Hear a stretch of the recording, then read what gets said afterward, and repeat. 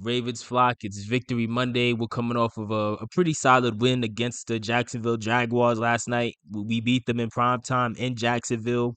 The game wasn't as the game was a bit sloppy, but it wasn't as sloppy or tough as I thought it was gonna be. Because the main reason I thought it was gonna be a much tougher matchup was because of the fact that it was gonna be another raining, windy game. But once the game actually got started, it seemed like that really didn't play much of a factor. I don't know if it stopped raining or not. I'm assuming it did because based on watching it on camera, you really didn't see a whole lot of like wind or rain just watching it at home. But I'm not sure. But even though before the game started, I thought it was gonna be more of a sloppier type of game. Once the game officially started, actually, my opinion, of course, switched like 180 degrees because I thought we were gonna have one of those games where we just blow the team out by like 40. Because like when you just see how things got off, like the way we got the start we got off to in the first like what 2 3 minutes, like it was as good as you could possibly want it. Like on the opening kickoff, Arthur Millette completely just runs somebody like the returner for the Jaguars. I think his name was Agnew. Like Arthur Millette completely slammed him, forced him to fumble. Like the Jaguars did recover, but still like that to me just almost felt like it was them making a statement. And then, once we got the ball back a few minutes later, we had a solid first drive. Initially, Bateman was getting a lot of looks and was cooking. Likely was getting looks and he was cooking. Keaton Mitchell was getting some looks. Like everything initially everything was working. We were driving right down the field. But then the drive pretty much stalled out once we got into the red zone. And I knew that was gonna like on one specific play where once we were in the red zone where Lamar tripped on Keaton Mitchell's foot. Like at that point, I figured, yeah, we're not scoring here. Like the drive completely stalled out. And then on top of that, Josh Allen, the linebacker for the Jaguars, he beat Ronnie Stanley, and he was starting to cause a lot of problems. But it was still we still had a lot to be excited about. But before I get into some of the things that I was excited about, one thing that I have noticed that is a bit disappointing is this is like the second team we've played in the past month that have had a bad secondary and a bad, I'm not gonna say a bad defense overall because they do have a good running defense, but this is the second team in like a month we played where they just have a bad secondary, and it seemed like we didn't fully take advantage of it. Like Lamar only threw the ball 24 times, which again we really didn't need to take advantage of it because despite them having a top four running defense, we still put up 250 yards on them running. But still, at the same time, I was expecting us to throw it just a bit more than we ended up doing. And this a similar thing happened against the Chargers, which was also a primetime game where you're talking about a bottom two pass defense, and we didn't really take full advantage of that. So I definitely think we have to. Well, I'm not gonna say we have to step it up in that department because we still played an efficient game, but I definitely think it could have been better because in both of those games, we had underwhelming performances offensively, even though there were big highlight plays made by some playmakers like Zay Flowers in the Chargers game or Lamar in this game. it- I still think we got to take full advantage of any and everything we can just because we're now a team that could put up 30 points pretty much any game. So I think we just gotta definitely make sure we keep putting the league on notice and letting them know what we're capable of.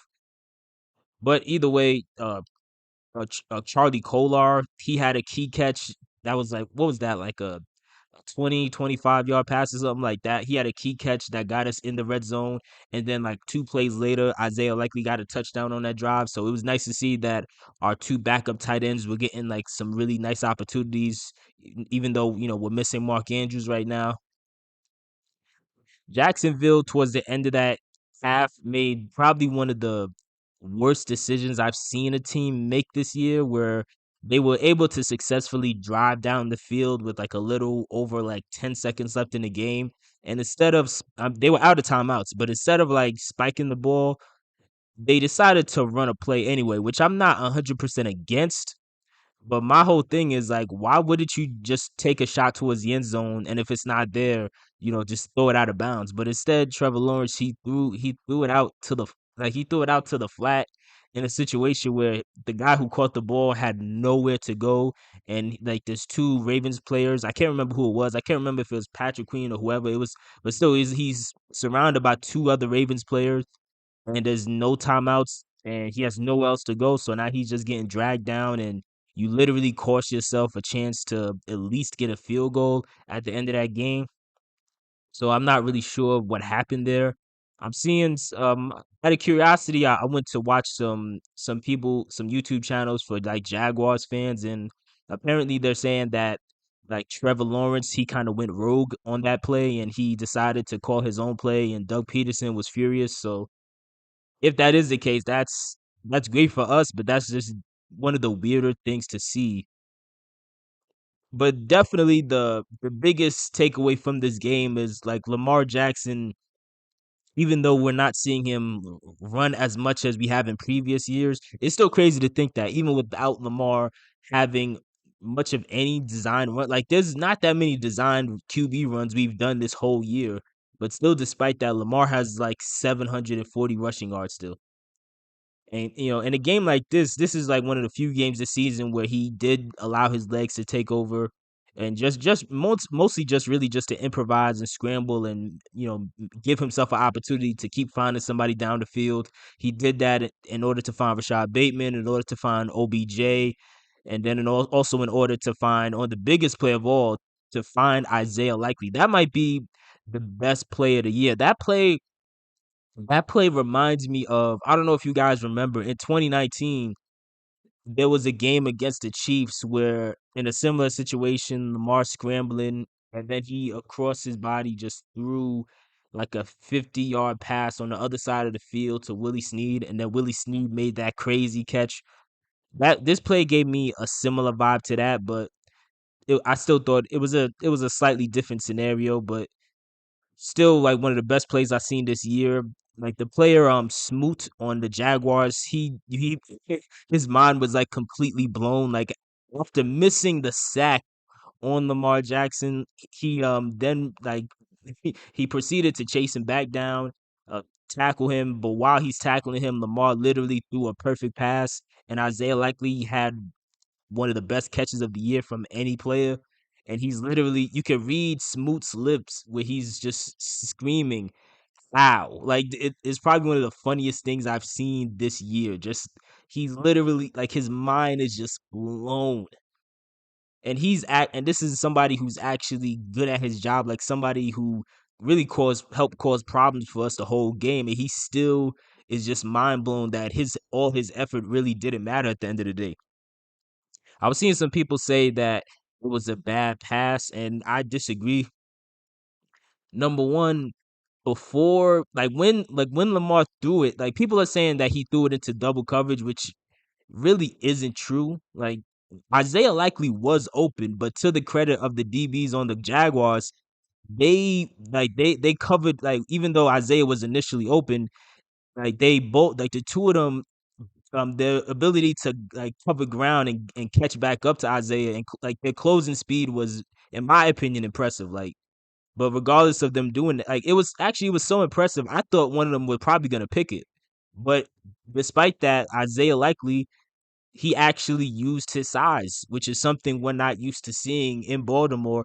Even though we should be, because we've had some bigger players here and there, but more often than not, a lot of times some of the bigger players we've brought in, like a Miles Boykin, that was never really their thing. But in the case of Isaiah, he just like he made an exceptional pass. He went up, he used his size to get there before they could, because he's taller than them and bigger, and he just snatched it out the air. And he had enough focus to snatch it out the air while knowing that he's about to get drilled.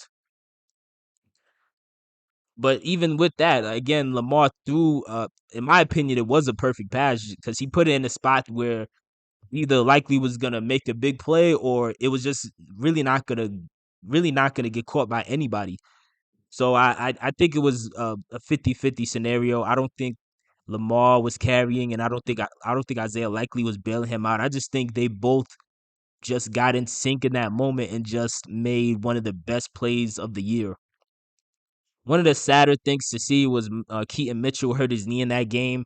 Like after like he got tackled, it kind of looked like almost like a shoestring tackle to me, like where the guy barely got him. But I would have to watch the replay of it. But it looked like he was about to break out for a big run too. But it just I don't know. He just landed awkwardly on his knee, and the way you seen him just kind of just completely collapse and just stay stuck on the ground, just to let you know that it wasn't looking too good. So at that point, he had to leave the game. He couldn't even put pressure on his foot. He had to like help get carried off the field and get the golf cart. Harbaugh already announced that he's pretty much done for the season, so that sucks to see. Gus also got hit on the head in one of those plays. I thought he was gonna leave with a concussion or something, but I guess he didn't get it. I don't know, but also, Ronnie Stanley left the game because he took a big hit that they believe was led him to be concussed, to have a concussion. Morgan Moses also left the game, and we saw Lele and Patrick McCary cycle in to the lineup to replace those guys. One thing that I definitely want to bring up that we have to start thinking about is the future of our tackle position, because you can't keep hoping that these guys eventually get healthy. Like I'm seeing a lot of people say that, well, they're not healthy. You got to give them time. You got to give them time. And oh well, what are we gonna do? You have nobody else to replace them or whatever. We can't just trade Stanley or let him walk. Which I mean, I agree. You can't just trade him or let him walk. But what you can do is start putting together like a contingency plan on what your future can be at the tackle position in case these guys never get back to the best version of themselves. Like I personally believe we need to spend the first round draft pick next year on a tackle, even if that means like trading up to get the best possible tackle we can. I do believe that needs to be the answer, because you can't just keep hoping. And I held out hope for Ronnie for a long time, but at a certain point, it's like you can't keep hoping that not only that he'll heal, but he'll get back to playing his best self. And for the most part, when he's out there, he's not playing very good. At least in the case of J.K. Dobbins, when J.K. does play, he still looks as good as ever. In the case of Ronnie Stanley, the more he goes out there, the worse he looks. Now to Ronnie's credit, he has had some good games this year, like the Lions game, or even the game we had last week against the Rams. He looked good at times, but at the same time, there have also been so many moments where they just get dominated. Him and Morgan Moses. And you can't just keep holding out hope that eventually these guys will get it together. Like that, there's no guarantee at this point. We have to look towards the future, because at this point they're looking like a major liability. Like this Jacksonville Jaguars defensive line is not all that good. Outside, you know what I mean? Like Josh Allen, he's having a great year, and Trayvon Walker, he's having a solid year, but they're not a this lights out type of defensive line. But we made them look amazing yesterday. Like it felt like every time you turn around, Lamar was running for his life, and Lamar still was able to make plays anyway, which were impressive. But nonetheless, it's still not ideal, because you're watching Lamar literally run for his life. Because every time you turn around, Morgan Moses and Ronnie Stanley are just literally getting just thrown out the way like they're children. But I mean, it is what it is. We'll kind of see what happens from here when it comes to if they'll be able to finish the season. Marcus Williams also got hurt again. I don't really have much to say about that, because I don't really believe he was ever really healed, but it is what it is. The game wasn't as dominant as I was thinking it was going to be based on the first 5 minutes, but it also wasn't as sloppy of a game as I thought it was going to be before the game even started. So it was still a solid enough win. We still made amazing plays. We still provided a more entertaining primetime games than a lot of other teams in the NFL this year. And with this win, we have clinched a playoff berth. We got our first 11-win season since 2020. And also, as long as we just stay on this path, we're gonna lock in that number one seed. I'm seeing a lot of Ravens fans are really starting to change their tune when it comes to the idea of being the one seed. They're starting to realize we can do better than we did in 2019 and really show people that we're the top dogs. And it's still an exciting time. We got a game next week on Christmas against the Niners. A lot of people are already counting us out, like it, which is crazy to me.